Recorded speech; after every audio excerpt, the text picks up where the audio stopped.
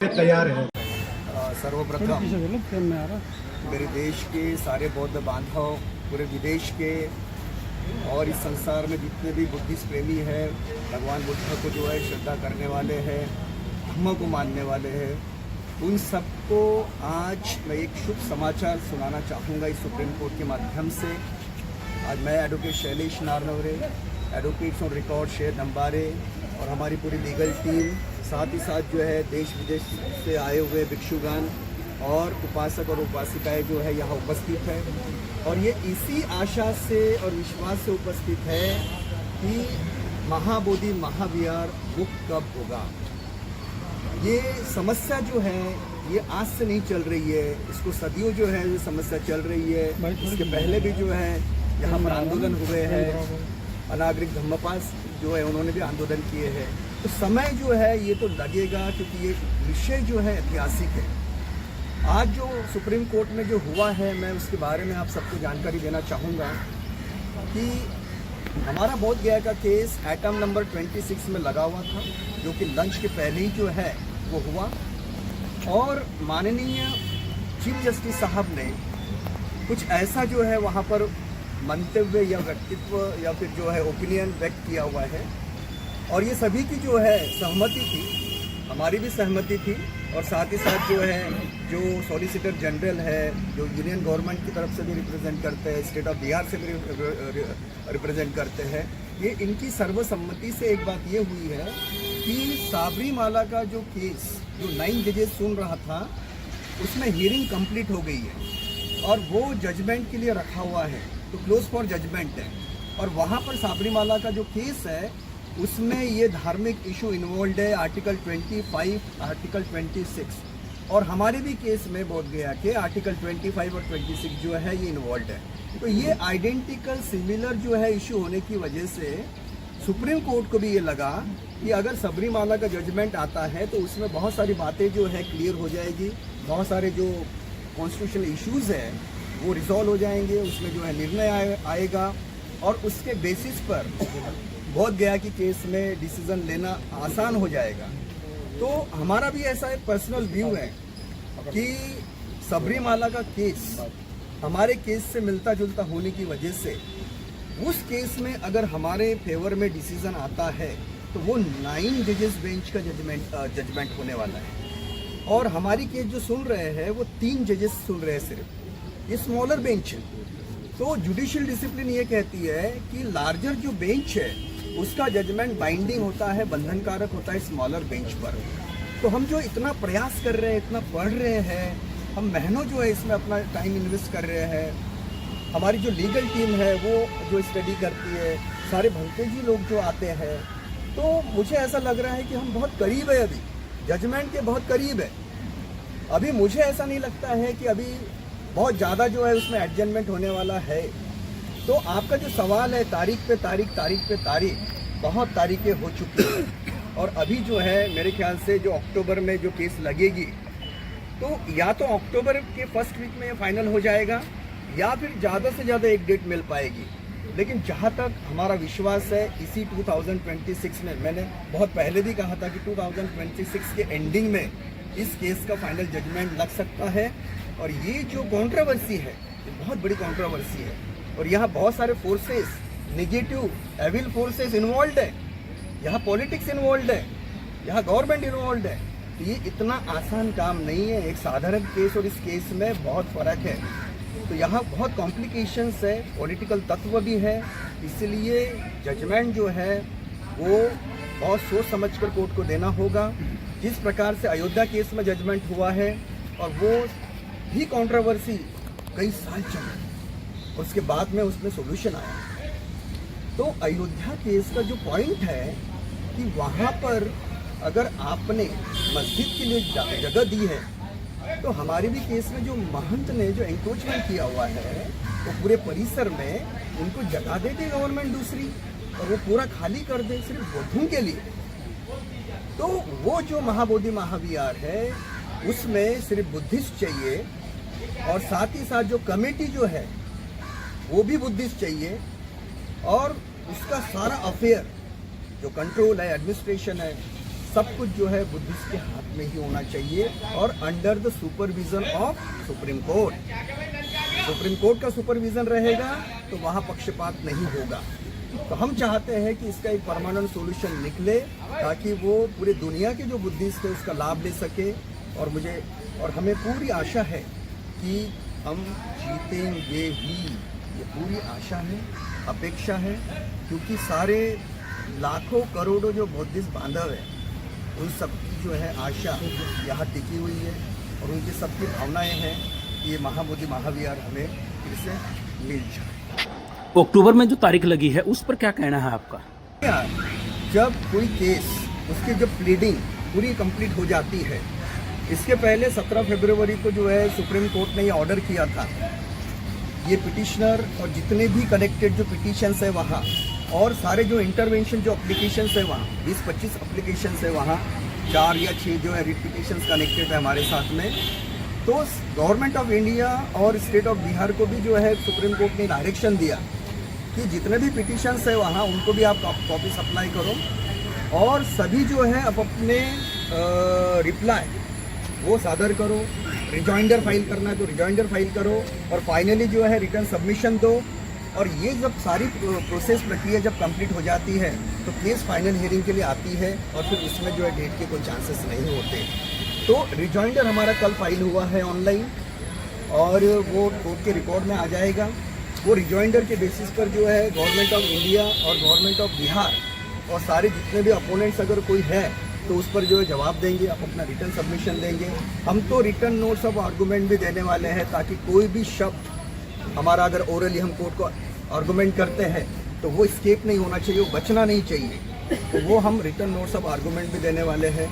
तो मुझे अभी ऐसा नहीं लगता कि बहुत ज़्यादा डेट्स मिलेंगी क्योंकि प्लीडिंग्स जो है यहाँ पर ऑलमोस्ट कंप्लीट हो रही है, हो गई है। तो अभी ज़्यादा डिले होने वाला नहीं है और बहुत जल्दी जो है इसका फाइनल डिसीजन लगने वाला है। नेक्स्ट डेट के बाद क्या आपकी जो सुनेगी वो 9 बेंच की सुनेगी या 3 बेंच की? 3 बेंच की सुनेगी।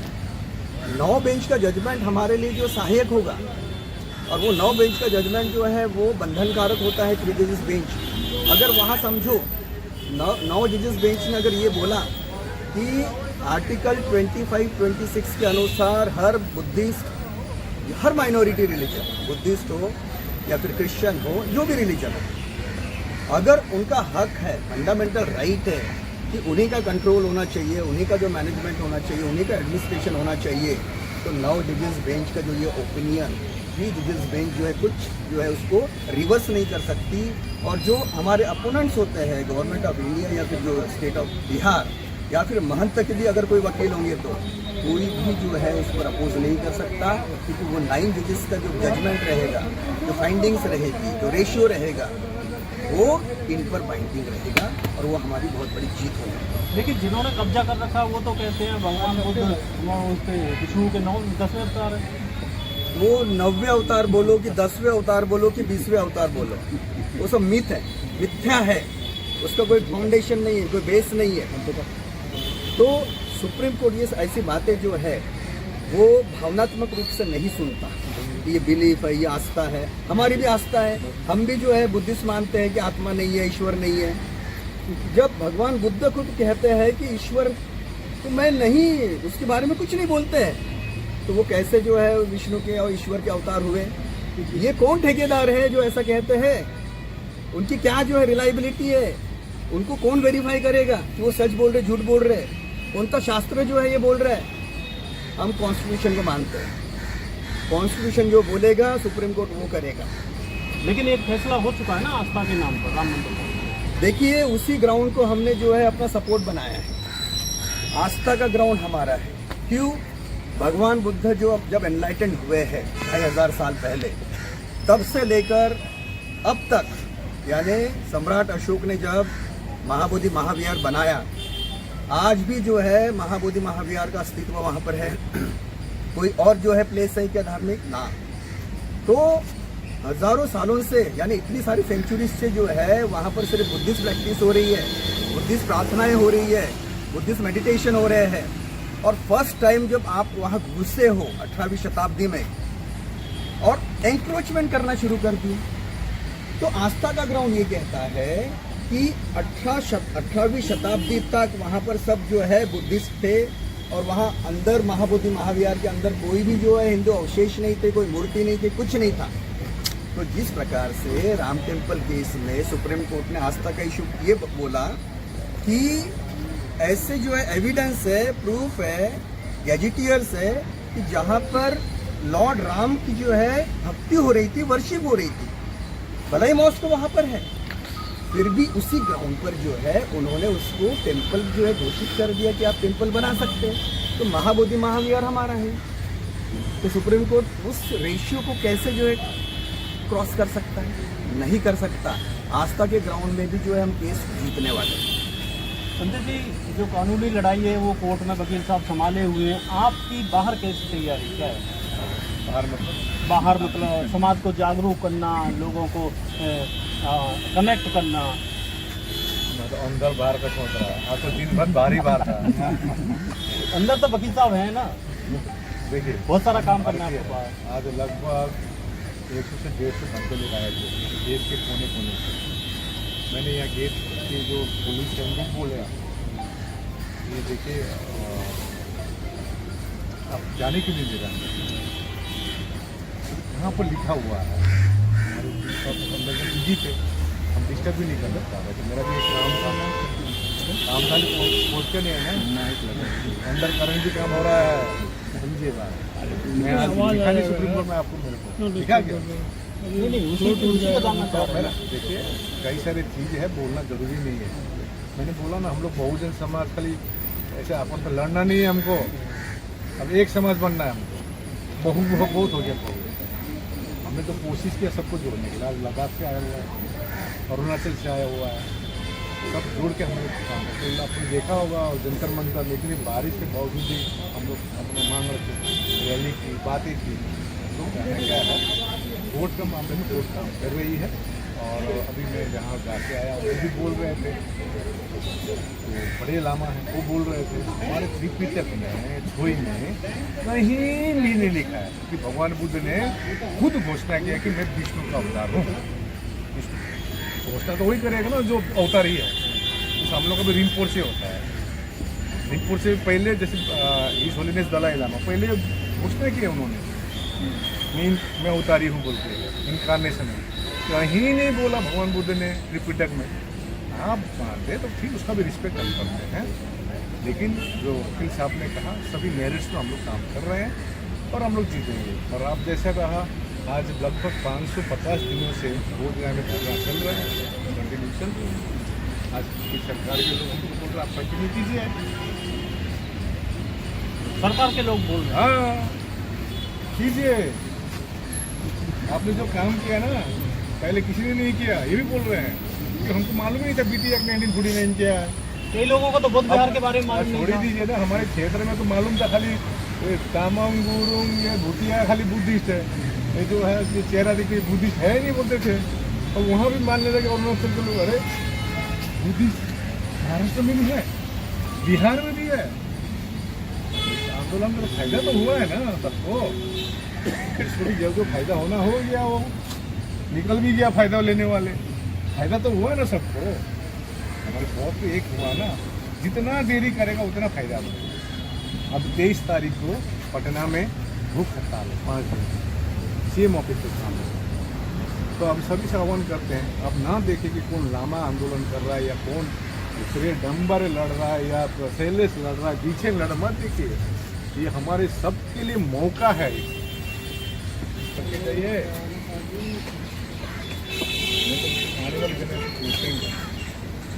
हमारा विजिलेंस एक्ट चैलेंज किया है, उसका केस लगा था आज चीफ जस्टिस की कोर्ट में।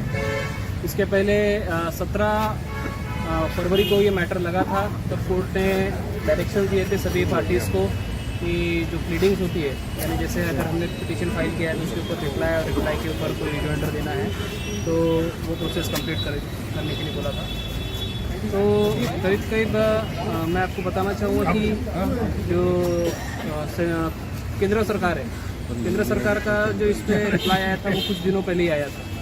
तो अभी कोर्ट ने ऑलरेडी 17 फरवरी की जो ऑर्डर है उसमें हमें बताया था कि कि जब इसमें रिस्पोंडेंट जो लोग हैं ना प्रतिवादी जब इसमें रिप्लाई फाइल करेंगे उसके 2 वीक का हमें टाइम वैसे भी दिया था।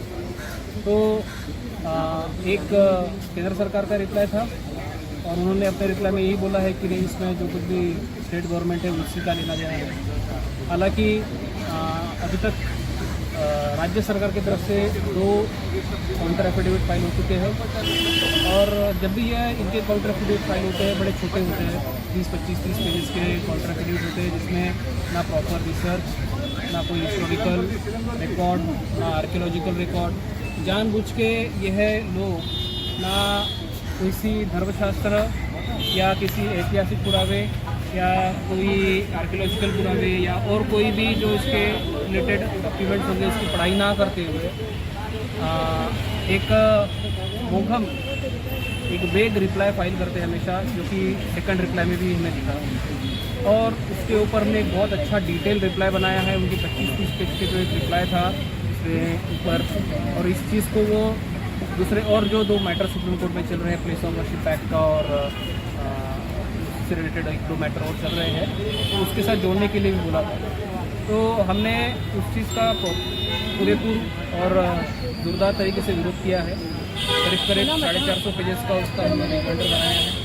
450 पेज के रिजॉइंडर में 3 पेज का तो सिर्फ रिजॉइंडर एफिडेविट है और बाकी एनेक्चर्स है, 2 एनेक्चर्स है और उसमें पूरा जो इतिहास है, इतिहास ही नहीं उससे रिलेटेड जितना डिटेल डॉक्यूमेंट हम दे सकते हैं हमने प्रस्तुत किए हुए हैं। तो हम एक बार देखते हैं कि यहाँ पे जो केंद्र सरकार है वो आती है ना कोई धर्मशास्त्र का हवाला देते हैं ना कोई ऐतिहासिक पुरावा ऐतिहासिक शास्त्र का पूरा के ऊपर रहते हैं और उसके एवज में जो हम लोग जो आ रहे हैं जो बौद्ध लोग आ रहे हैं जिन्होंने ऑलरेडी पूरे डॉक्यूमेंट पे और हर ही है कि महाबोधि महाविहार ये बौद्धों का है, यहाँ पे बौद्धों लोग आते जाते रहे हैं और उनकी ही पूजा होती रही है हमेशा। इसके अलावा इस चीज़ के भी तथ्य और इस चीज़ के भी पुरावे या इस चीज़ के भी साक्ष्य मौजूद है कि यहाँ पे कभी हिंदू पूजा हुई नहीं है और कभी महाबोधि महाविहार को हिंदू मंदिर में तब्दील नहीं किया गया था। इस चीज़ के सब पुरावे और इस चीज़ के सब साक्ष्य होने के बावजूद भी और यहीं पर जो बौद्ध लोगों ने हमारे जो एफिडेविट और हमारे जो पिटीशन से हमने ये प्रस्तुत करते हुए हमने समझा दिया है कोर्ट को कि रिकॉर्ड पे जो ला दिया है कि जो कि हमारी ड्यूटी नहीं बनती, हमारी ड्यूटी नहीं बनती तब भी हमने नहीं क्या मेंशन कर दिया है कि देखो ये किस तरीके से जब से यह बुद्ध विहार बना है उससे लेके आज तक ये कैसे बौद्धों का ही है। इस चीज़ के पूरे 100% साक्ष्य जो है वो कोर्ट के सामने प्रस्तुत की गई। अब कोर्ट में मैटर डिले क्यों हो रहा है ये जो चीज़ें हैं इस चीज़ के ऊपर मैं इतना ही बोलना चाहूँगा कि हम अगर आप इसको कंपेयर करते हो राम मंदिर के मैटर के साथ या और दूसरे कोई मैटर सबरीमाला के मैटर के साथ पुराने मैटर्स को यानी ये जैसे हमारा मैटर 2012 में है इसके पहले फाइल हुआ था पर हमने विड्रॉ करके फिर से 2012 में दाखिल किया था और जो राम मंदिर का केस है या फिर सबरीमाला का केस है ये हमारे केस से पहले का था और तो जिसकी वजह से उनका नंबर पहले आया, हमारी फाइलिंग हमारा केस ये बाद में दाखिल हुआ था। तो करीब करीब हमारी जब मैटर है ये अभी कंक्लूजन पे आ रहा है तो हमारा अच्छा फास्ट ही हो रहा है काम और एक फल को भी जिससे पकने में टाइम लगता है वैसे हिसाब से जो टाइम लग रहा है इसमें कोई भी हमारी तरीके से डिले नहीं हो रहा है।